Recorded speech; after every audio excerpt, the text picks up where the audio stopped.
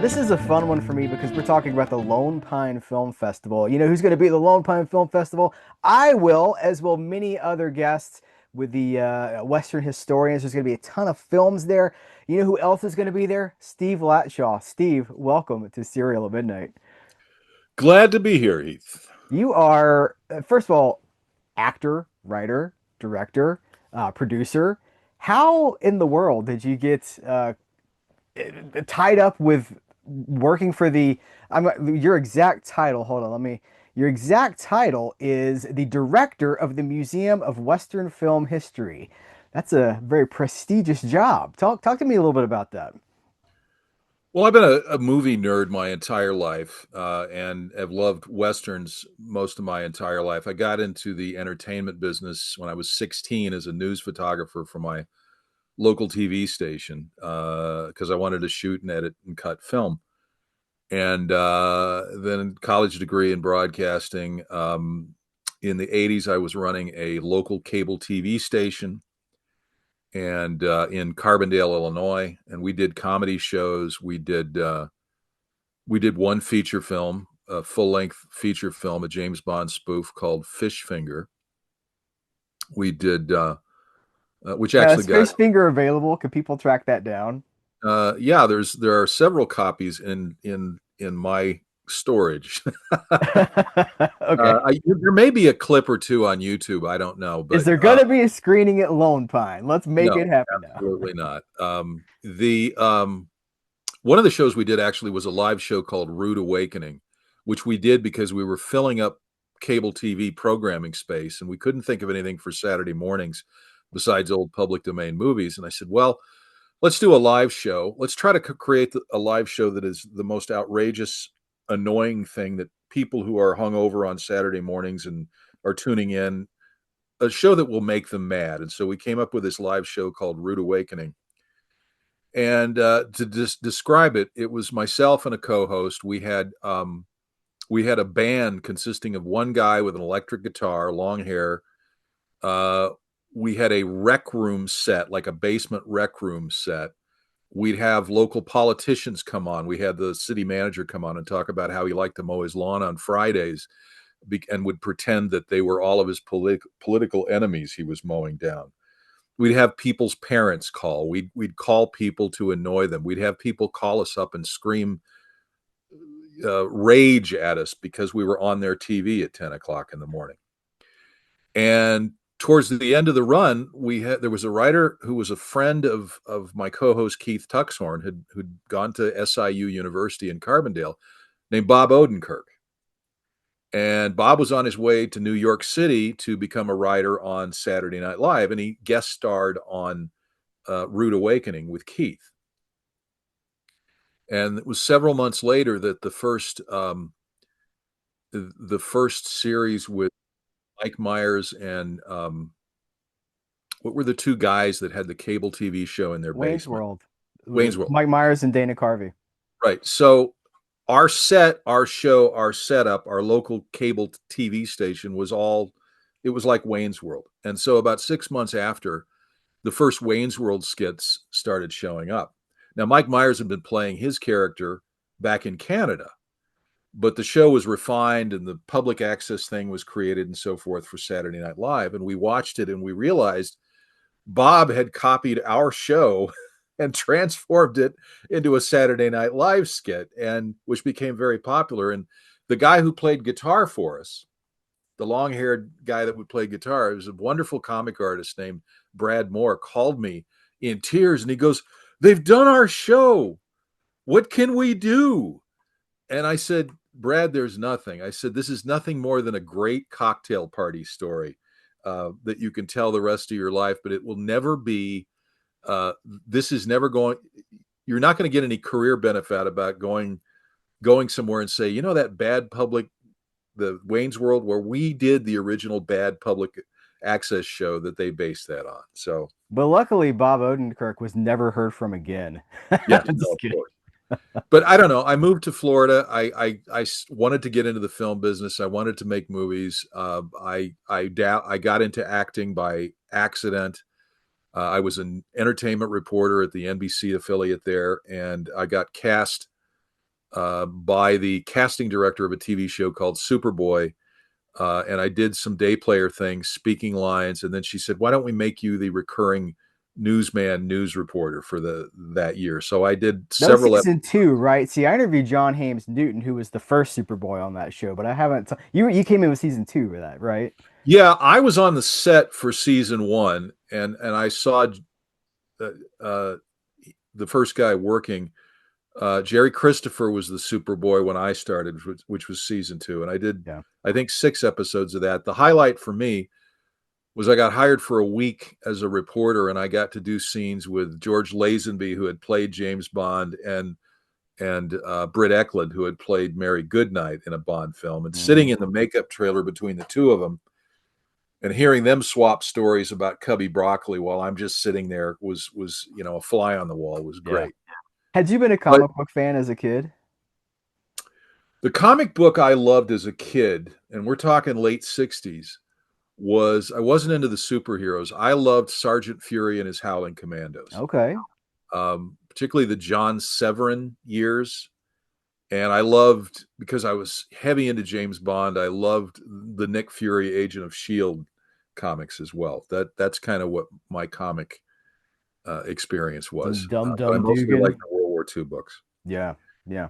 But that led to when I was doing Superboy, what I was doing was watching the director, watching how they blocked a scene, watching how he covered a scene, and that's what I was into. And so we got our stuff together, and we made a low budget vampire movie called Vampire Trailer Park about a bulimic vampire. Joe Bob Briggs gave it an 87 on the vomit meter. It's very funny. We got great reviews.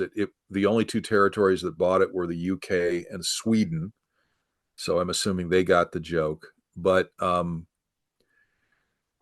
through that, a producer out in Hollywood named Fred Olin Ray liked our stuff and hired us to. He put up the financing for us to do a 16 millimeter low budget sci-fi film in Florida called Dark Universe, and that was a huge hit on video, and that led to 3 more movies for him. And then another one I did with James Best, and with about 6 features under my belt, it was like, okay, let's go to Hollywood and see if we can do something about this. Well, The you just short breezed version is right I got over to Hollywood. Jacko. What's that? You breezed right over Jacko, didn't you? Did you? Well, Jacko was the third film we did for Fred, and it was the biggest hit. We made it for $65,000. We had 3 name actors in it, 2 of which were dead at the time that we made it. Um, Cameron Mitchell and John Carradine were in the film courtesy of some leftover footage Fred had shot a few years earlier. He referred to it in one magazine as Plan 9 from Out of State, because there's a tie-in with the Lugosi footage. But we made good use of the footage, and the movie was, like I said, made for 65K. It sold 15,000 units in 1995, which was about a $1.4 million gross on a $65,000 budget. Mhm. The film has been re-released on DVD and Blu-ray 8 times over the past 30 years. It continues to gain an audience. I was approached a few years back by a guy who was in his mid 30s. And when he was 10 is when the movie came out. And he loved the movie so much because the hero, played by my son, was also 10, that he convinced his dad to tell Blockbuster that the tape was broke so that he could hang on to the VHS. And so there's a huge audience out there of guys that were that age, and fell in love with the movie. So Fred is getting ready to do a sequel. I'm one of the exec producers on it, but he's doing a sequel to it, a sort of a Florida 1970 drive-in style. Hmm.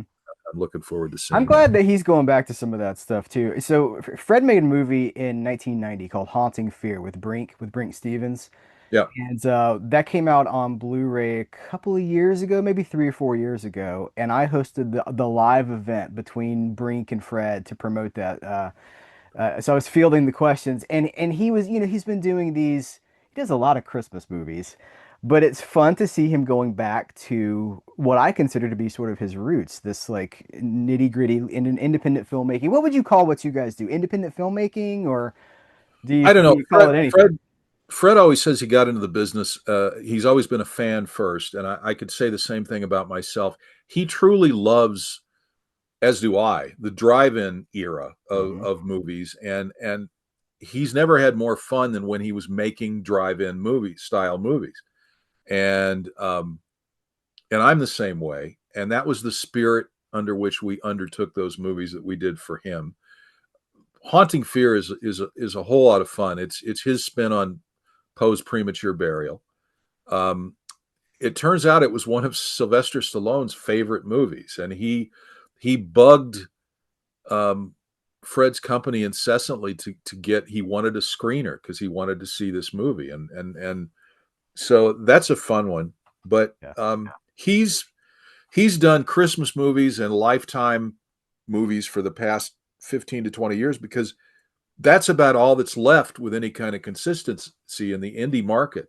But I know from our conversations, he's wanted to do an old school drive-in movie for so long. He just missed doing that. Hmm. So, that's where he's at. But all those films led to me going out to LA, tried to set up various films for a year.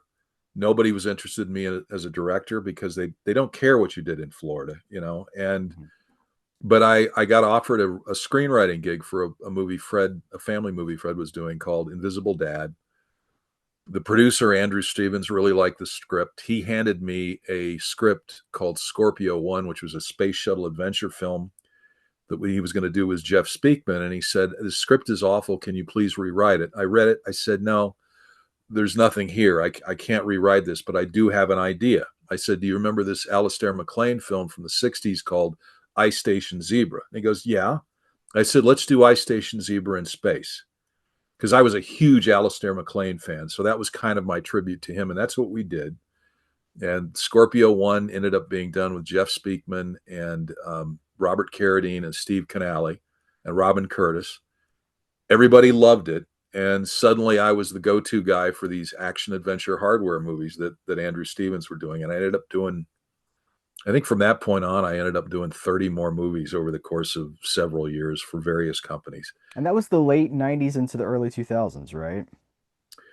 Right. And then late 2000s, I continued to do stuff. I hooked up with Dolph Lundgren in 2005 or 2009, and we ended up doing a comeback movie for him called Command Performance. It was I love like that Die movie. Hard in a concert arena. I was gonna say, is it reductive to say it's Die Hard at a concert? Because I Oh don't no. know, but that's No, what it is. when I first met Dolph, who's a great guy and he's very funny and he does a wicked Sly Stallone imitation. He does a wicked. He loves Clint Eastwood. He sat there at our first meeting and did every line from Unforgiven, just picture perfect. I mean, he's a film star. He loves filmmaking, and we sat down and he hit me with three different treatments, and these were 20-page treatments. They were detailed. And he says, "We're going to do a film in Romania and Moscow." And he says, "Look at these three treatments and tell me what you think." So he went upstairs and I had coffee and I read them. I came back and I said, "Let's do this one about the rock arena." And he goes, "Okay, do you like that?" And I said, "Yeah, it's a throwback to like 90s action stuff." And he said, "Yeah, Hmm. that's what I want to do. I want to have something that's fun, that has some, good dialogue and some humor in it." And so that's what we ended up doing. I love that movie. I think it turned out Um, really well. it was not a situation where you figure, okay, he's the star and I'm going to do the heavy lifting. That's not how it was at all. I did the first draft and based on his very detailed treatment. And then he came back, and I was about 120 pages because I always write long on a first draft. And he came back in at right at 95 or so pages, but he kept all the good stuff. And that's what I really appreciated. He knew what was good and what was filler. And so we went back and forth on five or six drafts, and he finally set up the film with Abbie Lerner's company, and they Millennium, I think, was the spinoff from New Image, and he made it, directed it, and it was a big hit for him. It kind of jump started his career, and I got to come up with the one of the taglines, which was "Dying is easy, rock and roll is hard." But anyway, to sum it up, I a couple of years later I did the Return of the Killer Shrews with James Best, which he and I had been talking about doing for 20 years. We had Bruce Davison on that, who was a hoot and had a blast doing it with us. He kept wanting to do his shtick from Willard in that movie, Yeah. you know, kill him, and like that, and we had fun with that. But how it led to the Lone Pine Museum, I've been a location buff my entire life. I've photographed just about every major Western and serial location around Southern California, but I'd never been to Lone Pine. And around 2020, I was working with a company called Visual Data Media in Burbank, and we were involved in doing barn finds, finding movies that had kind of slipped through the cracks that were sort of classic or cult films, acquiring them, restoring them, and then releasing them on Blu-ray with all kinds of extras. And we, over a period of a couple of years, we tracked down the people who had made Roy Rogers' last film called Macintosh and TJ, a wonderful movie that stars Roy, that has a score by Waylon Jennings. It has a great cast, including Andrew Robinson and Billy Greenbush and Clay O'Brien. It's a movie I'd fallen in love with 20 years ago. Got in touch with the family, finally convinced them to release the film. They said, we don't have any film elements. So our head of restoration was a guy named Ron Smith, and he was able to track down all the materials. And we finally negotiated the deal, restored the film, released it first on INSP, and then we did the Blu-ray. And then the next year, we wanted to do a box set for the movie for Christmas. And a friend of mine said, Sam Sherman owns the only complete print of Under Western Stars, which is Roy Rogers' first starring role. And it was Woody Wise, a film historian. He says, you ought to put them out together, Roy's first and last. Hmm. So I ended up talking to Sam Sherman. We negotiated a deal to rent his print. Paramount had done a restoration on it, a film restoration on it, using Sam's print and also using, I believe, their fine grains from their TV edit. And we just decided, well, it's a public domain film. What if we just take the 16 millimeter print that's complete and clean it up as much as it possibly can? It won't look quite so Frankensteinian.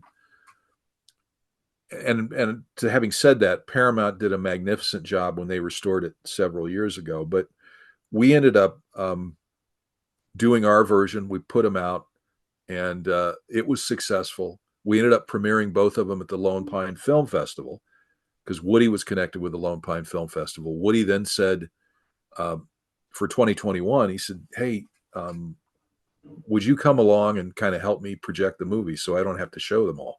I said, are you kidding? I get free room. I get a free room and I get to go to the Lone Pine Festival and show movies. So I was in, but I was so into it. They snapped me up next year for the committee. And then we did the 2022 festival, the 2023 festival. I was pretty heavily involved at that point doing onstage presentations and helping select the movies. And then in 2024, they said, hey, would you be interested in a part-time consultant role? We kind of need somebody to just kind of help with the collection and develop things. And I became close friends with Bob Sigmund, who was the executive director of the museum. And he used to run Republic Pictures in the 90s and early 2000s. He was the studio head, and we really hit it off. And then he was looking to step away in a major way. And this year it ended up becoming the opportunity for me to become director came up, and I said, why not? This is a great opportunity. I'm not here full time in Lone Pine. I do about half the month up here and the rest of the month in Los Angeles. But it's a fun job. I love working with all this stuff. It's like a dream job after everything I've done. So Well, you said after everything you've done, all the roads have kind of led you to this experience because you know all the various aspects of production, and now you get to do this part of this curation and finding prints and finding these movies that you said earlier in the conversation, movies that have sort of fallen under the radar. You get to bring them back up and say, remember this, look at the, but a lot of people maybe have never even heard of some of this stuff, but you get to present it and freshen it up. Sure, there was the first movie we actually released, and the company was Verdugo Entertainment. Before we did the Roy pictures, was a movie that an action movie that Fred Ray had sent to me on VHS back in 1992 and said, "Hey, this is pretty cool. They just made it. Check out all the stunts." And I remember getting that VHS. It's a movie called Action USA. And in 2020, we got our hands on it. We did a restoration, and it was right in the middle of COVID. It became a huge hit on Blu-ray and also I was looking at theatrical. my shelf. I was like, I'm pretty sure I've got this right, but Oh, I can't reach it, it. So, it's jaw-dropping because it's all these incredible stuntmen in Hollywood saying, "Hey, everybody's making bank on straight-to-video action movies. Let's do the same thing. We'll get Cameron Mitchell, we'll get William Smith, but we'll have a movie level stunts because back in those days it's all organic, no CGI. yeah. Cars are flying through the airs, things are exploding, guys are jumping out of helicopters, and so that's what they did. And this incredibly organic stunt action movie comes out in the middle of COVID. Some theaters are open. It becomes a huge hit through Alamo Draft House, and then a huge Blu-ray and hit. Hmm. And so it's those kind of movies that I love digging out and finding Hmm. and sharing with an audience. There's So, a lot of and we hidden do gems. and we do the same thing here. I still look for prints. I'm looking for a print of Light of the Western Stars because I'd love to. That's one of the great Lone Pine movies, but the copies out there are all just awful, and Hmm. we'd love to put some of this stuff out here. Yeah, the unfortunate thing about some of those westerns or really any of those movies from a certain period of time is that nobody thought about keeping them around for posterity. And so prints disappear, source materials, negatives disappear, and it can sometimes become a quest to save a movie while you still can. Well, that's what happened with Macintosh and TJ because the family said they thought UCLA might have a 16 millimeter print of a couple of reels. They had a D2 tape, and their dad had passed away, and they thought everything else was lost. And Ron Smith did some detective work, and he found it. It was a Technicolor in Calabasas, I believe. They found the elements had been there since '75, but you're right, and that's an ongoing problem, which is one of the things why I'm very happy that we've established a relationship with Paramount Pictures and Charlotte Barker. Last year, we presented uh, Paramount's breathtaking restoration of Trail of Robin Hood, which aired once on TCM back in, I believe, 2017. Is that the one at the very end? Everybody comes, it's all the B Western heroes that come together at the end. Is that, Yes, it's the yeah. last true color movie that Roy made. It's the only Christmas movie he made, and it has Alan Rocky Lane, Rex Allen, Ray Corrigan, Monty Hale, all these great Republic stars. It's action packed. It's a wonderful film, and we wanted to premiere it. And like I said, the restoration aired on TCM in 2017 for a month, and then they nobody has ever put it out. And Mhm. this year, Charlotte's actually coming to the festival, and we're presenting another Roy Rogers Paramount restoration. This one filmed in Lone Pine, called Hands Across the Border. So we're really excited about that. And she created for our we have this souvenir program book that's really nice that we put out every year, and she created a wrote a wonderful essay about the restoration of another Roy Rogers film. It was kind of a miracle. It was a true color film, and they'd lost all of their elements, and they found some of the elements in the UK, and they were actually able to rebuild a true color film version of this film called Nighttime in Nevada. So we're really excited about her coming. Yeah. Well, my audience knows her and loves her too because she's the real deal. She really loves these movies. You don't always see that. Sometimes it's just a job for people, but she genuinely loves these Well, westerns, old movies, and preservation. Ron Smith, who I mentioned, worked with Charlotte earlier in her career, and the impression I've gotten from talking to him and also talking to her and seeing the interview you did with her is that when she started over there, um, she ended up with the B westerns because nobody else was really interested in dealing with them, and Mhm. she fell in love with them. And I remember in your interview with her, she starts talking about, I really love the Judy Canova films, and I've got a collection of all of those. I love Judy's films at Republic in particular as well, and so I'm watching this and I'm thinking, this is a very young woman who's obviously in a very prestigious position and doing great work. I can't believe she's into this stuff. So that was exciting for us because this is a festival that's been going on for 35 years and the demographic has changed. I mean, in the early 90s, the great stars, the great actors that made these films back in the 30s, 40s, et cetera, 50s were alive and they could come to the festival and they could share their stories and we could take them back out in the Alabama hills and take them back to the places where they walked, whether it was William Whitney and or John or Gregory Peck or whoever. But most of them are gone. Mhm. 35 years later, many of the original fans are gone. I mean, I'm second generation. I didn't see B westerns, in movie theaters.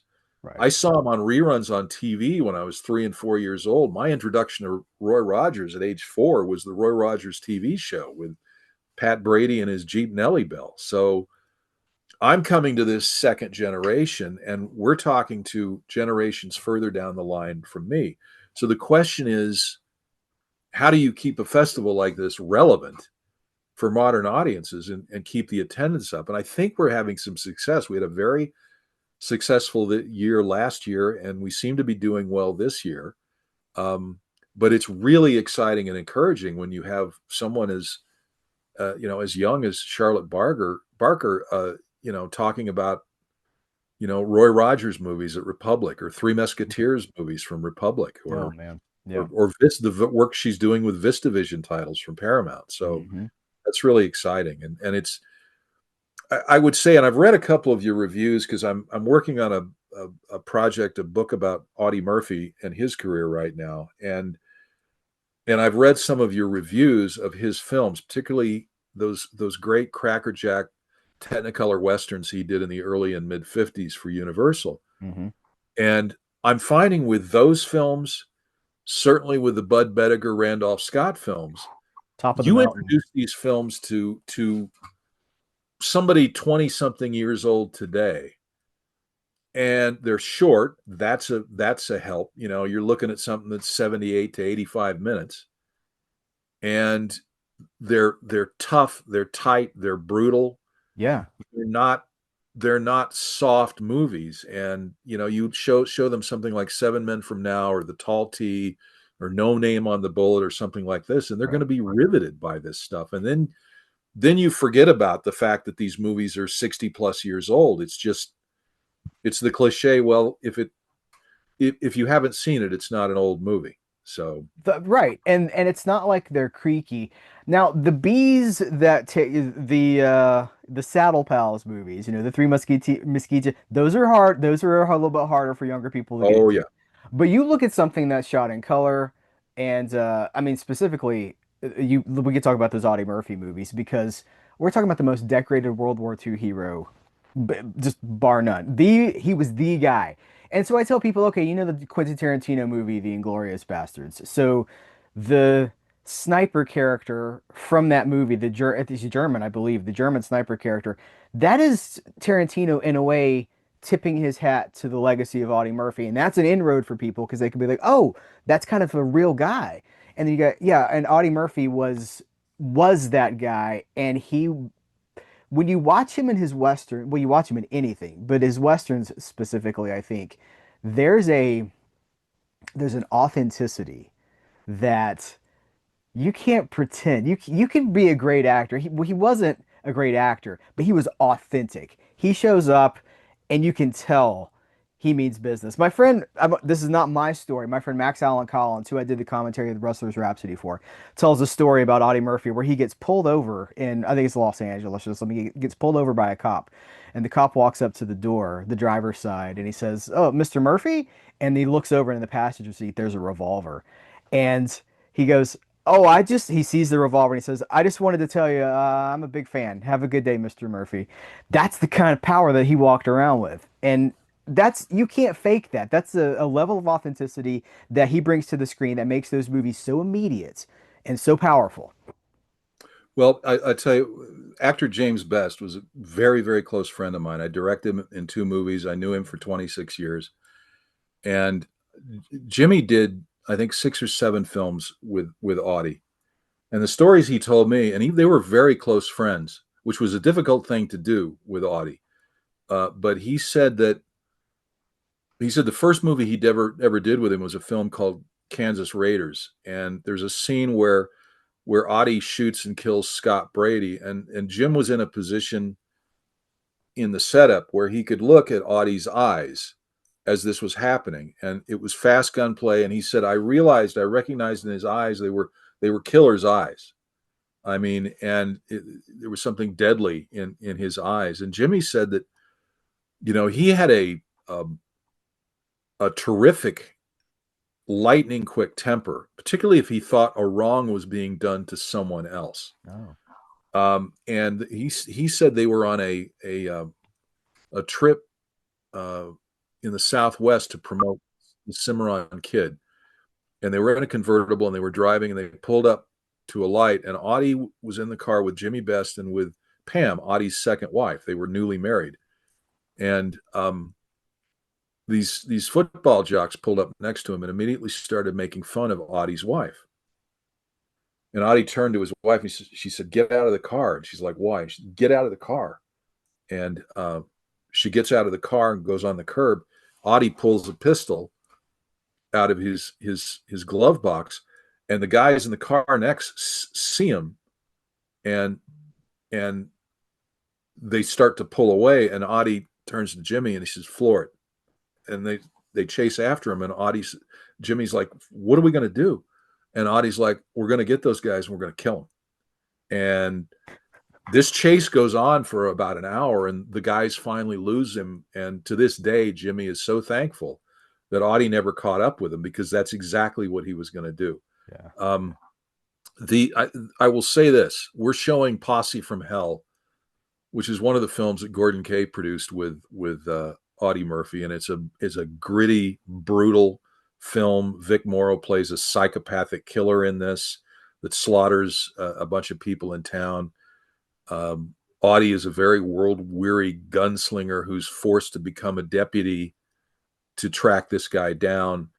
Um, it's a brutal film, and what I like to point out to people in terms of Audie Murphy's authenticity, when you watch John Wayne in an action sequence or a fist fight, and I love John Wayne, but when you watch him, all of his moves, they're almost like ballet. They're almost calculated. They're bigger. They're larger than life, or he lifts up a rifle, or he Hmm. throws a punch. They're very big movements. And I didn't get used to get Audie's authenticity because he doesn't move like that. You watch him in The Red Badge of Courage or any other combat situation in a film. He wasn't able to do that larger than life fake thing that Wayne did. He learned stage combat very well, but he wasn't able to create that bigger than life image. What he was able to do was channel what he did in combat. And you watch him in action sequences. When he's running, he's down, crouched, halfway down, running at top speed in a crouch. He's crawling. He's moving fast. He's firing fast. He's throwing punches fast. There's no hesitation. He's doing exactly what he did in combat because that's what he knows how to do. And when you realize that's what he's doing, then it's fascinating to watch. And the other fascinating thing about him, and I'll stop rambling, is if you watch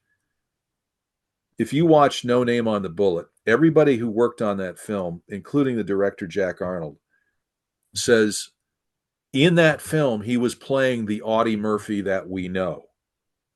And what I mean by that is this is the Audie Murphy, how Audie Murphy was on a set. If he was around actors he had contempt for, or if he was around studio execs in particular that he had great contempt for. You see the scene where Whit Bissell and his business partner are trying to negotiate with Audie to um, to take money so he won't try to kill them. He's just toying with them like a cat would toy with a mouse. He's just sitting there. They go, "We know why you're here," and he kind of leans back and kind of half smiles and goes, "You do." And it's fascinating to watch that movie to see what if you rubbed him the wrong way. This is exactly how he would have treated you on a film set. Hmm. So Yeah. I think that's what I pretty when I good. say he's not, we don't think of him as being this great actor in the sense, what I mean is when you talk about John Wayne, the theatricality of something, the film acting of it. Audie Murphy just feels like he's going to kill you. And he, based on the story you just told me, he might. If he can catch you, he might kill you. And that comes through in a lot of what he does. It's something. I mean, he's kind of ground zero for me for the post World War II action hero. Just that tough guy kind of a thing. But he doesn't, you think of a tough guy being 6.5 feet tall or something. Not necessarily. Not necessarily true.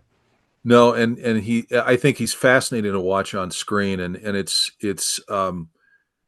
there was another story that one of his co-star in Apache Rifles told, her female co-star, and her name escapes me, but she had shown up to work late and in makeup late because the her driver had gotten lost going to the location, and as soon as she got there, the second assistant or the first assistant director came up and started yelling at her. You're late. This is disgusting. And she burst into tears. Audie comes by and sees she's crying, and he goes, "What's the matter?" And she tells him, and he nods and he goes over and he walks to this guy and he pulls him over to the side of the trailer and he gets in his face and he says very quietly, and she watched this, "If you ever do that to her again, I'm going to kill you." And this guy, white in the face, and he's petrified. And she said, I know this sounds like a B movie, but it was absolutely chilling. So the final thing for me is that it's interesting for me, despite his own self-proclaimed limitations as an actor, as you go through the films that he did in the early and mid '60s, as the films got weaker, with a few exceptions, his performances got better and better. He started to get really, really good as an actor, and I've always been fascinated. Had he lived and had Don Siegel cast him as the killer in Dirty Harry, what a different and interesting film that might have been. Yeah. I'm glad that people are going to get a chance to see some of these movies on the big screen too. We could talk all day. I could talk to you for an hour about the Bud Bedecker, the Randolph Scott, the Renown cycle, Oh, because those those are movies! incredibly powerful movies. I Those, just can I mention one of them? of course, And I won't talk at length about Ride Lonesome and Jimmy Best, but I want to talk about the Tall T. I got the chance to show it to an audience again last week, a tour audience that we're going to actually get a tour of the locations of the Tall T.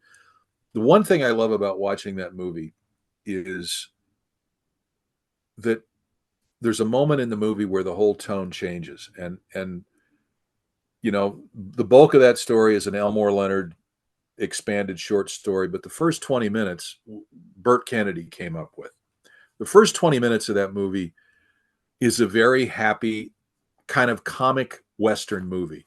Randolph Scott's nice to the kids. He's going to buy the kid candy sticks.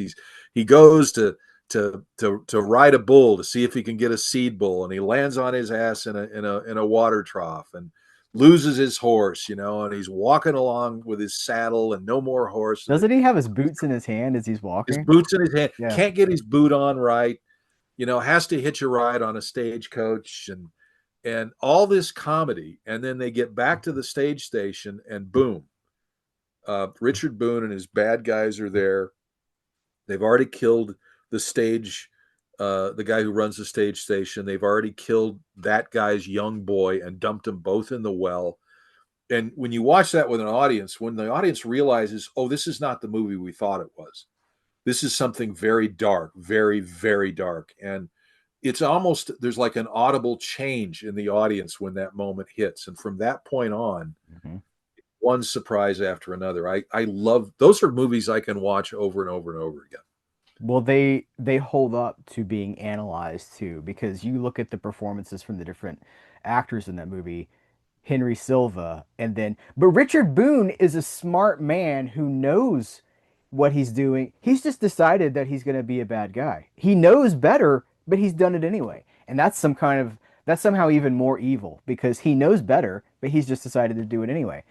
Yeah, And you may think that I'm crazy here, but I feel like there are, you talk about Die Hard at a concert, at a rock concert. I detect roots of Die Hard in the Tall T because you've got Randolph Scott sort of blowing up this hostage situation from the inside. And you could look at Richard Boone as the Hans Gruber character.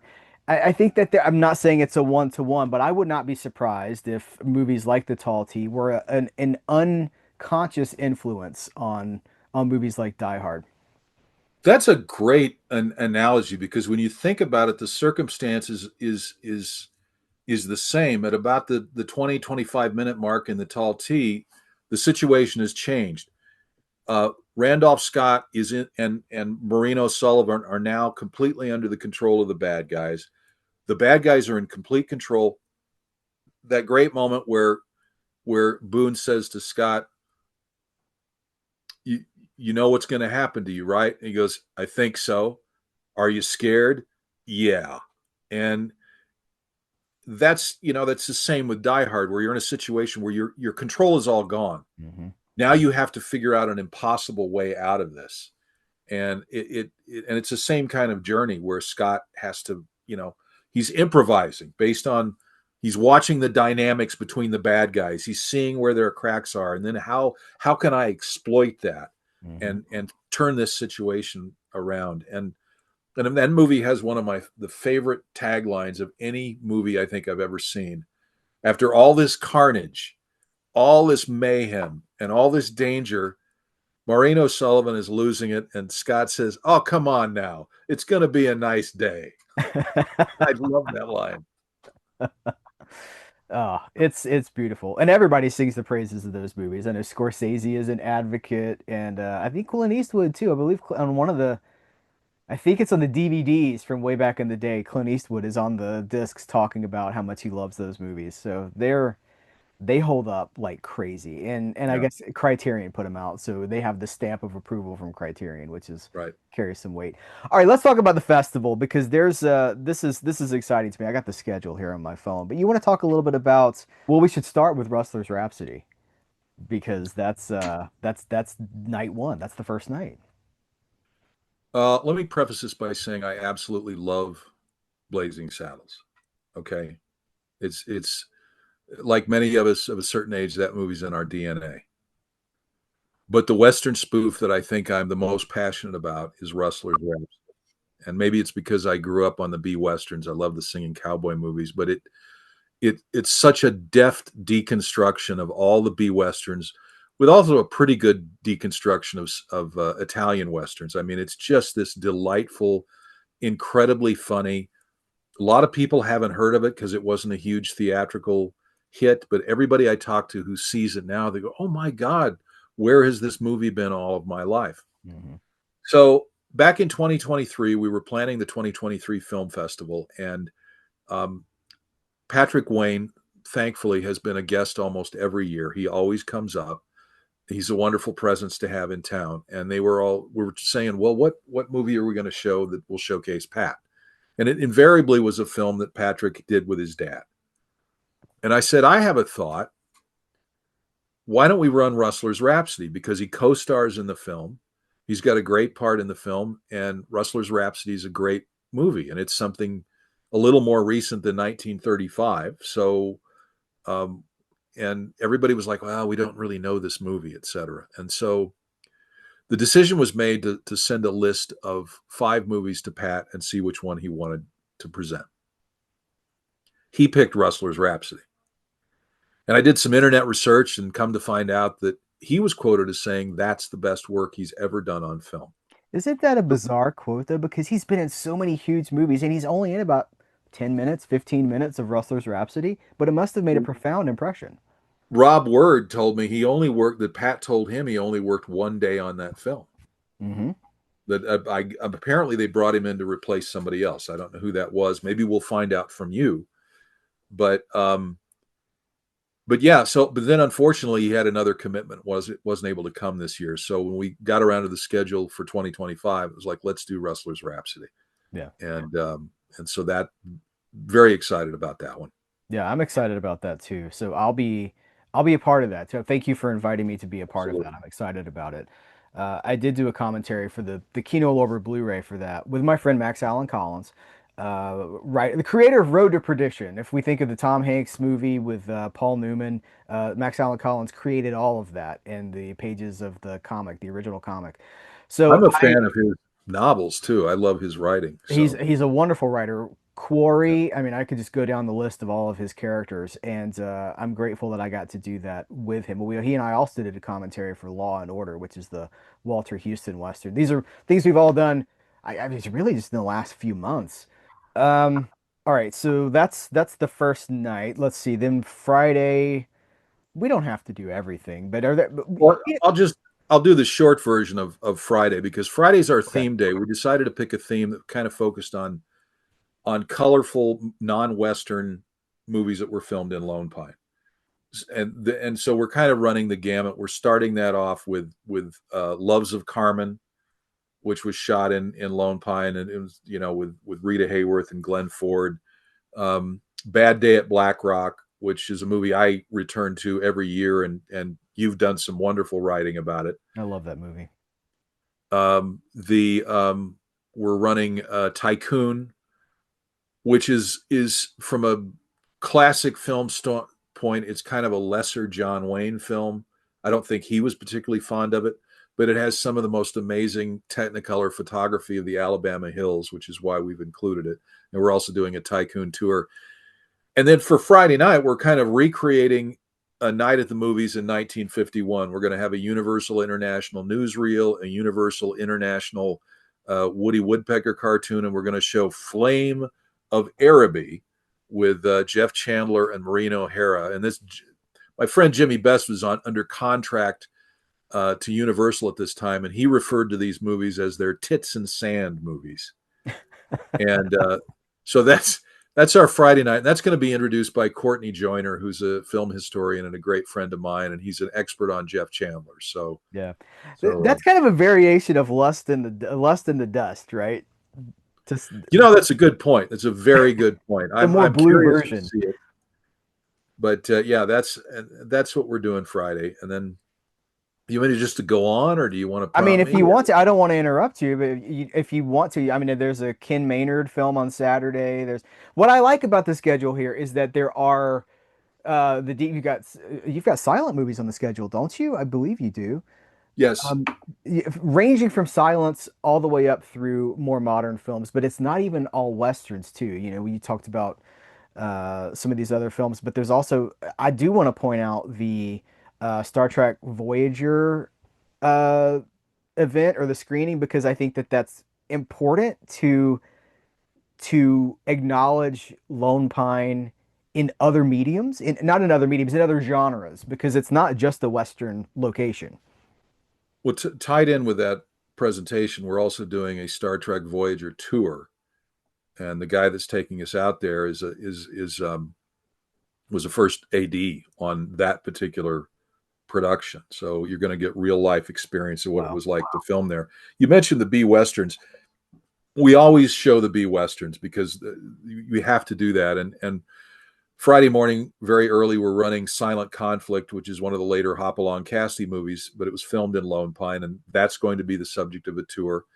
And then Saturday, we're running a Ken Maynard film called Fiddle and Buckaroo. This was during Ken's contract period at Universal in the early 30s.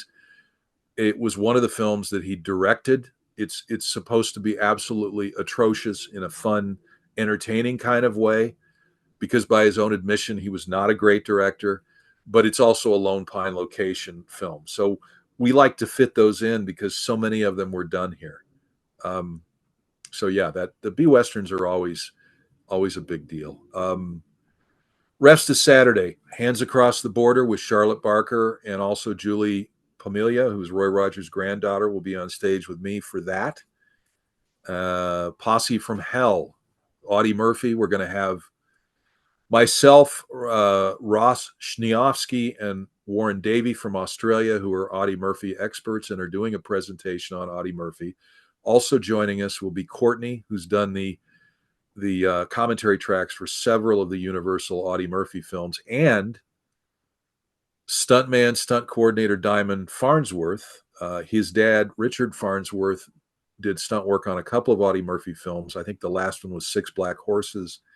And Diamond knew Audie as well. So Diamond's going to talk about his experiences with Audie. I'm very excited that we're going to run Bullets Don't Argue, which is a Italian Western starring Rod Cameron. His son, Tony, will be our guest. And Tony was 12 when his dad made this movie. And his dad came back to LA with all these hilarious stories about how they made Italian Westerns. Very different. Rod Cameron was used to quick schedules, fast schedules, let's get it done.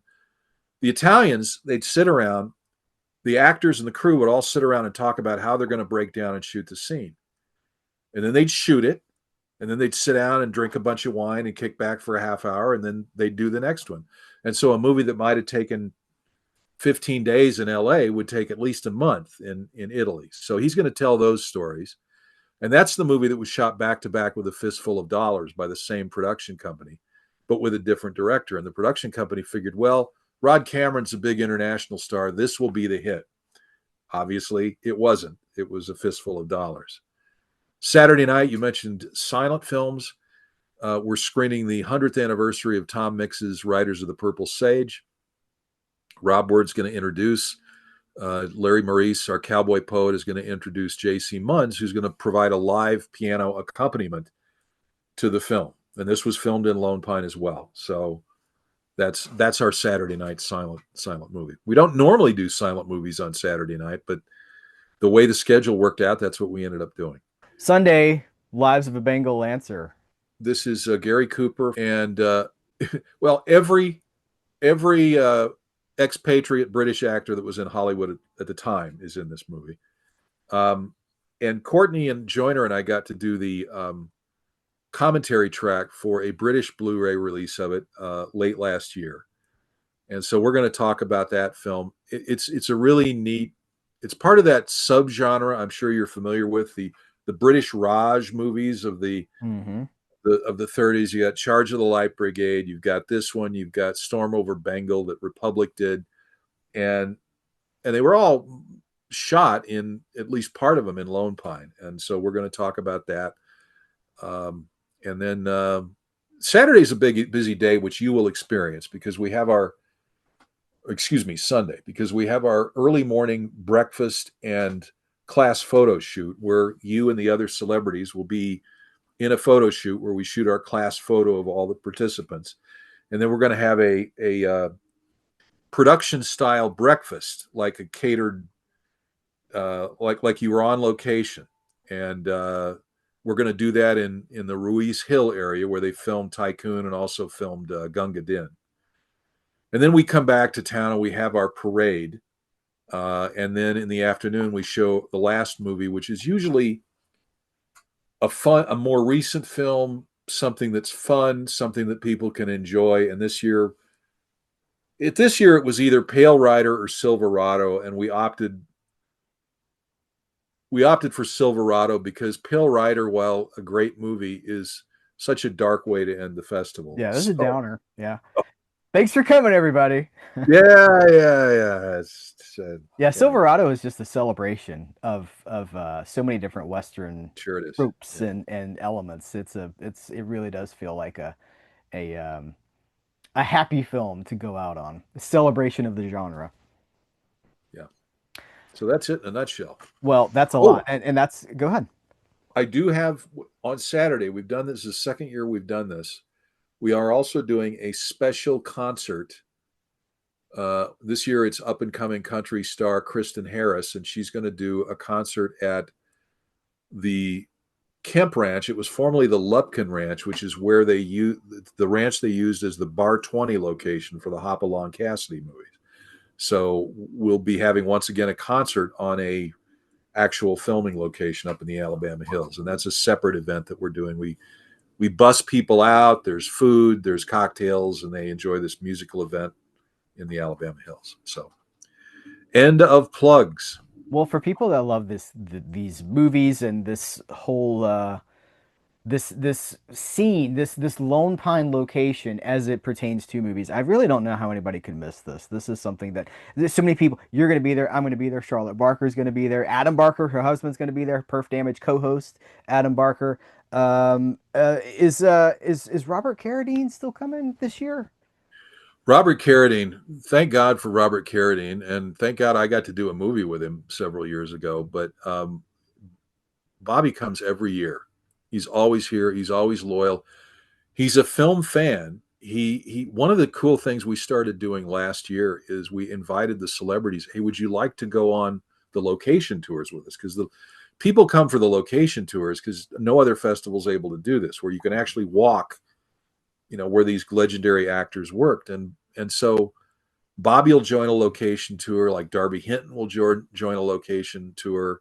Bruce Boxleitner last year, and Bobby shows up, but he's a film fan. A couple of years ago, I was presenting our restoration of Macintosh and TJ, and I was talking on stage before the screening with Cheryl Rogers and stories, and I was talking a little bit about Clay O'Brien, and Bobby actually raised his hand and he says, you need to talk about the other films that Clay's done because he did a lot of really fine movies, including The Cowboys, which Bobby was also in.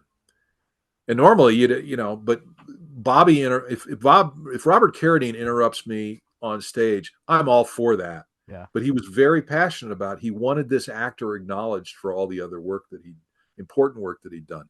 So yeah, he will be there. He's going to introduce Tycoon for us on Friday, and he'll be on. Rob Word does a celebrity panel on Saturday, and he'll be a part of that. And he's always an incredibly welcome guest at the festival. Yeah. That's one. It's not you we can't take for granted that just because someone is in movies that they also love movies. But when those two overlap, that can create um, a really cool opportunity to hear some of these guys talk about their experiences, not just as I was in it, but also from a fan perspective, someone who really cares about it. That's special. I'll give you a classic example. In 2023, Bruce Boxleitner was one of the celebrity guests, and we brought Dorothy Best, James Best's wife, out that year to be our guest at the festival. We presented Ride Lonesome, and we had a James Best Ride Lonesome tour that we did. And I got a call and said, Bruce wants to go on the tour. Can he ride with you? So Bruce was in my car with Dorothy, and we drove out, and driving up through the Alabama hills, Bruce is pointing out the window and he's going, "You see that rock? That was used in a name of film." And then he pointed over here. This was Bad Day at Black Rock over here, and he's constantly pointing at these rocks. And just like a Western geek like I was, and it was incredible. And then the bittersweet thing that happened was when we go to one of the first lonesome locations, and we're standing at these rocks where Jimmy and Rod and Randolph Scott are on horseback, and they're looking at a relay station in the distance, and Dorothy's standing next to this rocks next to where her husband was sitting on a horse, and she's suddenly overcome with emotion. And I looked and I said, "Are you okay?" And she's like, "Yeah, I'm going to need a moment." I said, "Okay." So I stepped away. Bruce noticed this. And Bruce was on network TV in the early 80s, and Dorothy was with Jimmy Best, and he was doing Dukes of Hazzard at the same time. So he knew who she was. And he could also see what was happening, that she's happy to be here, but at the same time, it's kind of an emotional thing. And so he goes over very quietly and he puts her arm around her shoulders and he just starts talking to her. And after that, and by the end of the tour, she's like in the happiest place ever. So, those kind of moments are really special to see.